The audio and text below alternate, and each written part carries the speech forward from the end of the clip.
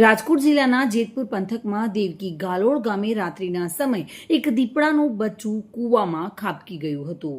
દેવકી ગાલોડ ગામની સીમમાં ખીજડીયાના જૂના માર્ગ પર આવેલા વાડીમાં આ ઘટના બની હતી. ઘટનાની જાણ થતાની સાથે જેતપુર વન વિભાગની ટીમ તાત્કાલિક ઘટના સ્થળ પર દોડી આવી હતી. વન વિભાગે ઉચ્ચ અધિકારીઓના માર્ગદર્શન હેઠળ રેસ્ક્યુ ઓપરેશન હાથ ધર્યું હતું.